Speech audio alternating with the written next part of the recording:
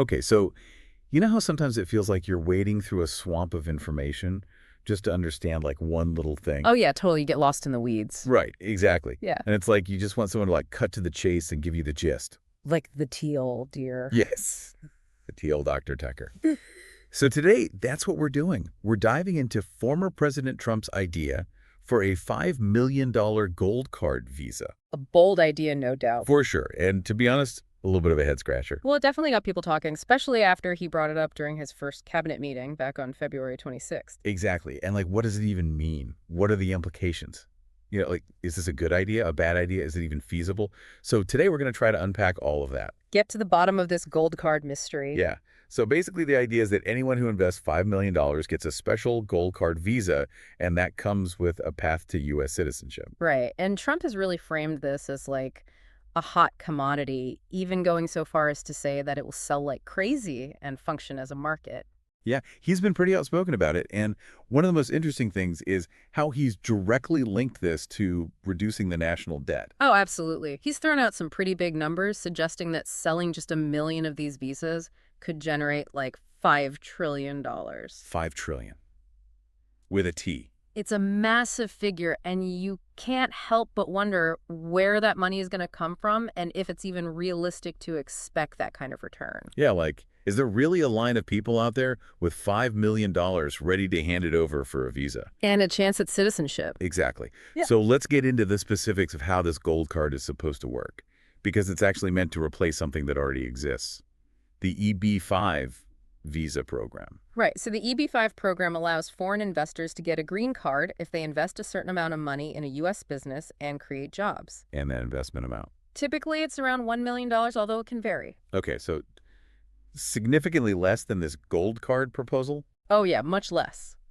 And the interesting thing is that Commerce Secretary Lutnick has said that this new gold card system would actually completely replace the EB-5 program. And what's the reasoning behind that? Like, why get rid of something that's already in place? Well, Lutnick has said that the EB-5 program has been poorly overseen and poorly executed. Okay, but how is this new gold card going to be any different?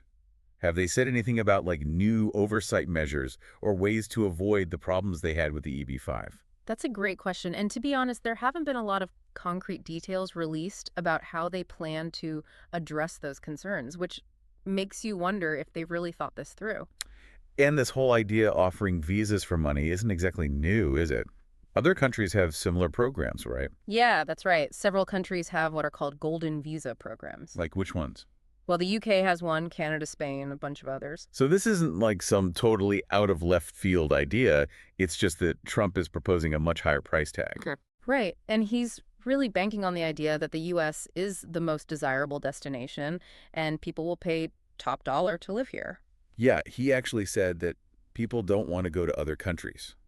They want to come here, which may be a little bit of an overstatement, don't you think? Well, it definitely ignores the fact that some people might be attracted to other countries for different reasons, like, lower taxes in places like Monaco or a different lifestyle or even just a different political climate. Right. It's not all about the American dream for everyone. Absolutely. So let's talk about who this gold card is really aimed at, because it seems like they're trying to attract a very specific type of person.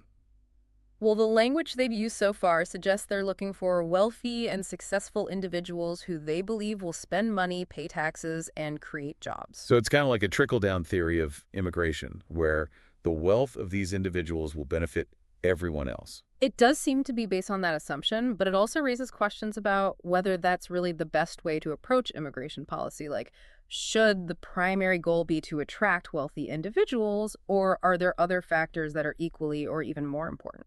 And what about the question of where these applicants are coming from? Mm-mm. Will there be restrictions based on nationality?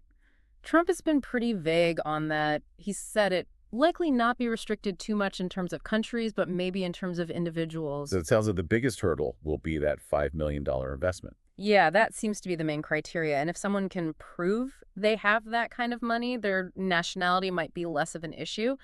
But the mention of individual restrictions probably means they'll still be doing background checks and security screenings. Okay, but beyond that initial $5 million investment, there are still so many unanswered questions like, will there be any requirements for how that money is invested?